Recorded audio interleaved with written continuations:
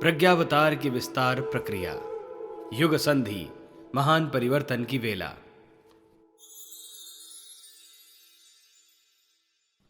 धरती में दबे और ऊपर बिखरे बीज वर्षा आरंभ होते ही अंकुर फोड़ने लगते हैं।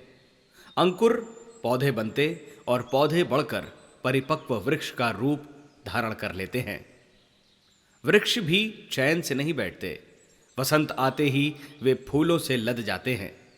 फूल भी स्थिर कहाँ रहते हैं, वे फल बनते हैं, अनेकों की क्षुधा बुझाते, और उनमें से नए बीजों की उत्पत्ति होती है। उन्हें बाद में अंकुरित होने का अवसर मिले तो एक ही पेड़ की परिणति कुछ ही समय में इतनी अधिक विस्तृत हो जाती है जिनमें एक उद्यान बनकर खड़ा हो जाए। मत्स्यावतार की कथा भी ऐसी ही आश्चर्यमयी है।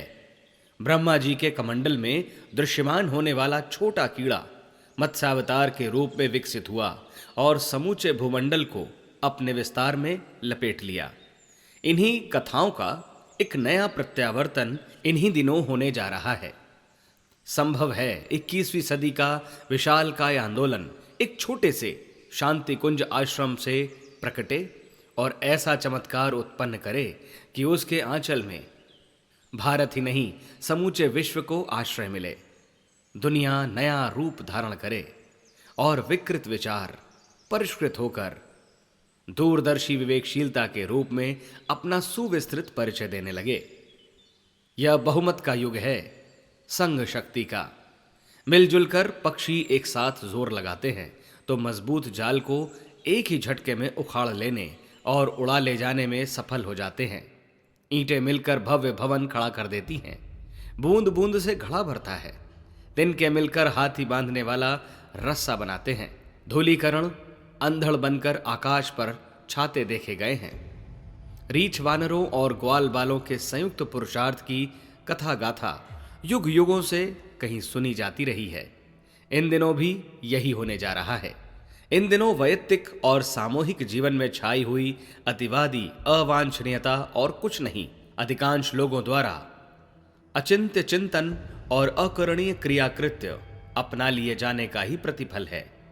यदि यह बहुमत उलट जाए तो फिर परिस्थितियों के बदल जाने में देर न लगे। पुरातन सतयुग की वापसी के दृश्य पुनः मूर्तिमान होकर सामने आ खड़े हों, यही होने भी जा रहा है। प्राचीन काल में ऋषि कल्प व्यक्तियों का बाहुल्य था। हर किसी की ललक समाज से कम लेने और अधिक से अधिक देने की रहा करती थी। वह बचत ही परमार्थ प्रयोजनों में लगकर ऐसा माहौल बना दिया करती थी जिसका स्मरण अभी भी लोग सतयुगी परंपरा के रूप में किया करते हैं। वह समय फिर लौटकर आने की कामना किया करते हैं। दैत्य का कोई आकार विशेष नहीं होता, वे भी मनुष्यों की ही शक्ल सूरत के होते हैं। अंतर केवल इतना ही होता है कि दैत्य दूसरों से, संसार से लूटते खसोटते अधिक हैं और अपने समय, श्रम, चिंतन तथा वैभव का न्यूनतम भाग सत्कर्मों में लगाते हैं। यही है वह अंतर जिसके कारण देवता पूजे जाते हैं और दैत्य सर्वत्र भर्त्सना के भाजन बनते हैं। प्रस्तुत परिवर्तन इसी रूप में अवतरित होने वाला है कि दैत्य वर्ग अपनी हठवादिता से पीछे हटेंगे और देवत्व की सत्प्रवृत्तियों को अपनाने के लिए उन्मुख होंगे। यह हलचल असंख्यों के अंतराल में अनायास ही उठेगी। उस चमत्कार को हम सब इन्हीं आंखों से देखेंगे। दृष्टिकोण में सुधार परिवर्तन होते ही परिस्थितियां बदलेंगी, वातावरण बदलेगा और प्रचलन में ऐसा हेर फेर होगा जिसे युग परिवर्तन के नाम से समझा, देखा और परखा जा सके। इस प्रयोजन के लिए एक सुनियोजित योजना दैवी चेतना के संकेतों पर इन्हीं दिनों अवतरित हुई है। इस साधना और प्रयास प्रक्रिया का नाम युग संधि महापुरुष चरण दिया गया है। उसका विस्तार भी आश्चर्यजनक गति से हो रहा है। अमरकंटक से नर्मदा की धारा के प्रस्फुटन की तरह शांति कुंज हरिद्वार से युग संधि संकल्प उभरा है। निजी प्रयोजनों के लिए तो पूजा पाठ के, प्रचार प्रसार के अनेकों आयोजन आए दिन होते रहते हैं, पर इस साधना का संकल्प एवं लक्ष्य एक ही है। युग परिवर्तन के उपयुक्त वातावरण एवं परिवर्तन प्रस्तुत करना। जिनकी इस महान प्रयोजन में तनिक भी रुचि है, वे इस आत्मीय आमंत्रण का परिचय प्राप्त करते ही दौड़े चले आ रहे हैं और इस महाक्रांति के प्रवाह में उत्सुकता पूर्वक सम्मिलित हो रहे हैं। पुरुष चरण की तप साधना का प्रारंभिक रूप 1,00,000 दीप यज्ञों की साक्षी में 1 करोड़ प्रतिभाओं को यजमान रूप में सम्मिलित करने का था। अब लोगों की श्रद्धा, सद्भावना और आतुरता को देखते हुए उसे ठीक दूना कर दिया गया है, ताकि कम समय में अधिकाधिक प्रतिफल की उपलब्धि हो सके। इसी उद्देश्य से संकल्प जोशीला हो गया है। प्रारंभिक निश्चय था कि महापुरुष चरण की पूर्णाहुति सन 2000 में 20वीं सदी का अंत होते होते होगी। अब लक्ष्य दूना हो जाने से संकल्प को 2 हिस्सों में बांट दिया गया है। अब 5-5 वर्ष में 1-1 करोड़ करके सन 2000 तक पूरी पूर्णाहुति में 2 करोड़ भागीदार बनाने का लक्ष्य है। दीप यज्ञायोजन भी 1,00,000 के स्थान पर 2,00,000 हो जाएंगे। आरंभ में सोचा गया था कि यह आयोजन हरिद्वार या प्रयाग के कुंभ पर्व के स्थान पर संपन्न किया जाए और एक ही स्थान पर सभी भागीदार एकत्रित हों और उस समारोह को अभूतपूर्व समारोह के रूप में प्रस्तुत करें।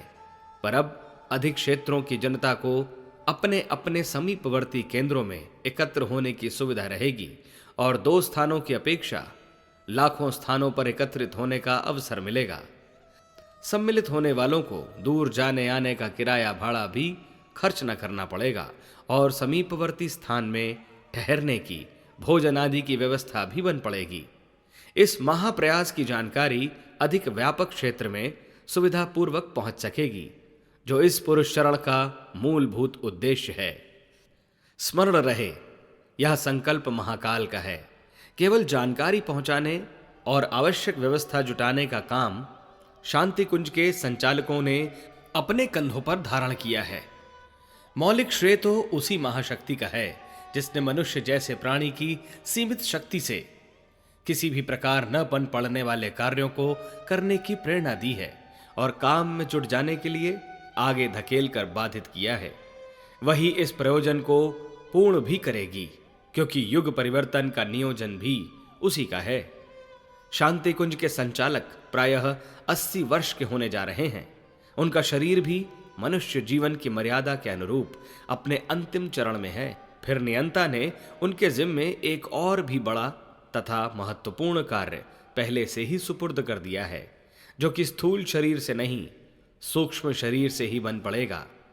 वर्तमान शरीर को छोड़ना और नए सूक्ष्म शरीर में प्रवेश करके प्रचंड शक्ति का परिचय देना एक ऐसा कार्य है जो सशक्त आत्मा के द्वारा ही बन पड़ सकता है।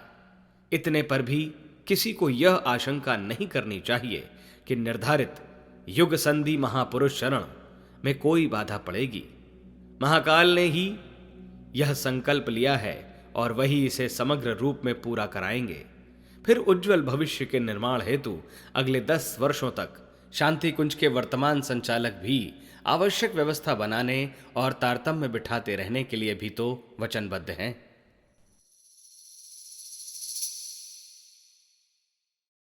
हमारे YouTube चैनल शांति कुंज वीडियो गायत्री परिवार को सब्सक्राइब करें एवं बेल आइकन जरूर दबाएं ताकि गायत्री परिवार की विभिन्न गतिविधियों की जानकारी आपको मिलती रहे।